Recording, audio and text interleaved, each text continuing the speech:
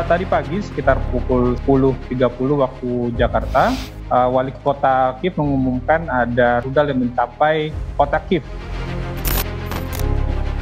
Oleh karena itu, pentingnya ada pihak ketiga. Dan ingat, sampai bulan keempat ini, belum ada negara ketiga yang berupaya melakukan itu. Pengamanannya satu standar dengan pengamanan kepala negara lain. Jadi selain konvoi yang betul-betul ada pengangkut presiden, akan ada juga konvoi bayangan. Pengamanan ekstra ketat jelang kedatangan Jokowi. Selain membahas isu penguatan kerjasama bilateral, isu terkait perang di Ukraina dan dampaknya terhadap rantai pasok pangan dunia dibahas hampir di semua pertemuan bilateral tersebut. Dan jika dunia tidak bersatu untuk menyelesaikan masalah tersebut, maka yang paling akan merasakan dampaknya adalah ratusan juta atau bahkan miliaran penduduk negara berkembang.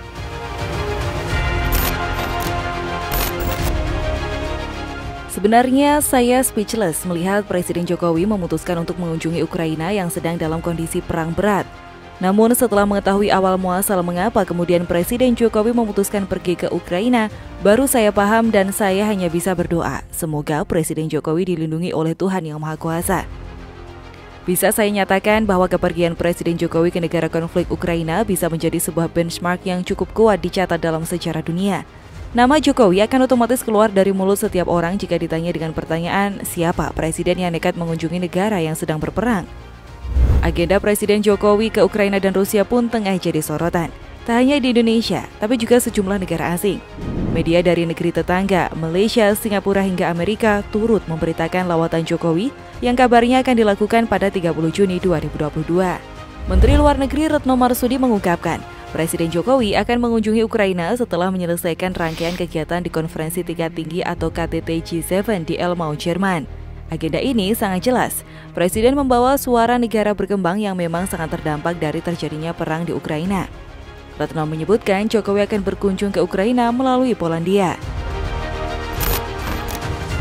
Di sini sangat jelas Presiden membawa suara negara berkembang yang memang sangat terdampak dari terjadinya perang di Ukraina.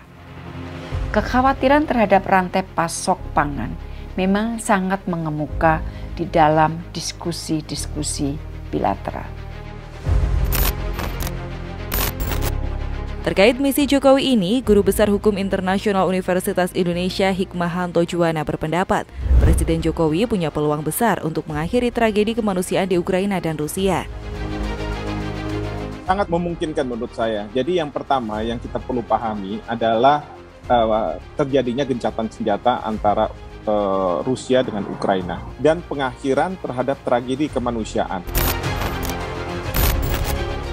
Menurut Hikmahanto, ada 3 alasan mengapa Jokowi berpotensi besar menghentikan gencatan senjata kedua negara. Pertama, baik Rusia dan Ukraina kini telah lelah berperang.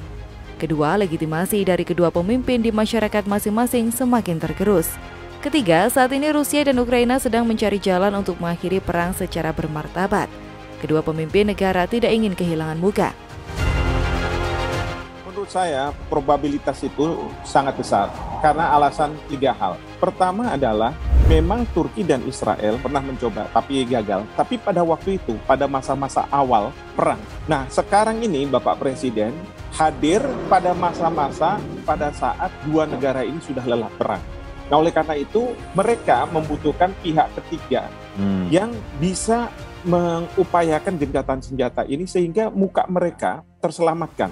Kalau misalnya Rusia tiba-tiba tidak melakukan serangan, mungkin orang akan mengatakan itu Rusia kalah, Rusia salah. Tetapi demikian juga kalau misalnya Presiden Zelensky menyerah, nanti dia tidak punya legitimasi di mata rakyatnya karena seolah-olah presiden yang menyerah dari serangan dari Rusia. Oleh karena itu pentingnya ada pihak ketiga. Dan ingat, sampai bulan keempat ini belum ada negara ketiga yang berupaya melakukan itu. Dari penjelasan tersebut jelas ada indikasi bahwa Rusia hendak menghentikan serangan. Ini terlihat dari terbukanya Rusia untuk menerima kunjungan Presiden Jokowi. Padahal negara beruang merah itu tahu RI merupakan co-sponsor dari resolusi Majelis Umum PBB yang disponsori oleh Amerika Serikat yang mengutuk serangan Rusia sebagai suatu agresi. Atas alasan-alasan itulah kemungkinan besar Jokowi berhasil mengakhiri tragedi kemanusiaan di kedua negara meskipun tidak mendamaikan Ukraina dan Rusia.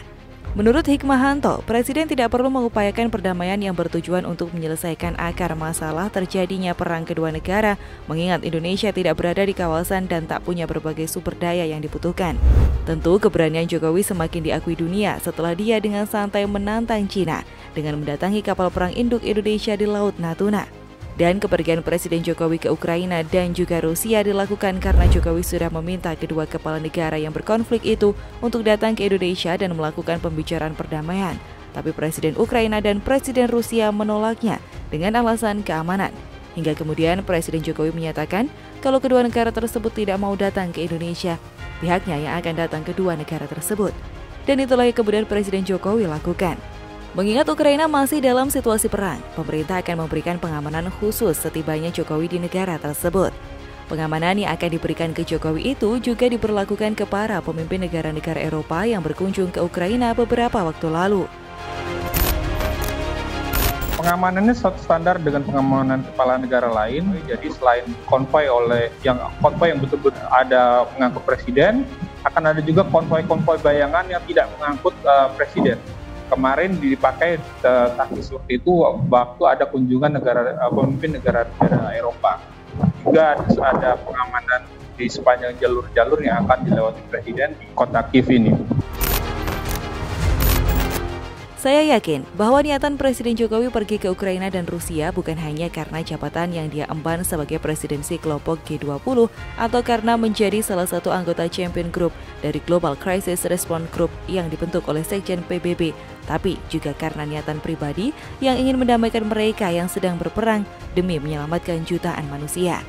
Jika hanya karena jabatan-jabatan tersebut tanpa ada niatan pribadi, seorang Jokowi memiliki banyak pilihan cara yang lebih aman untuk mendamaikan Ukraina dan Rusia.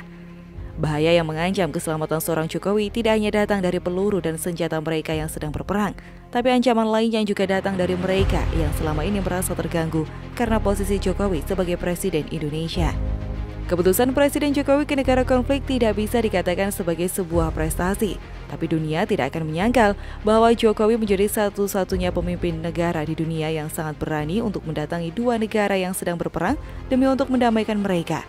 Karenanya banyak pihak, terutama sesama pemimpin dunia dan para tokoh nasional, kecuali Fadlizon, menghormati dan menghargai sikap berani Presiden Jokowi.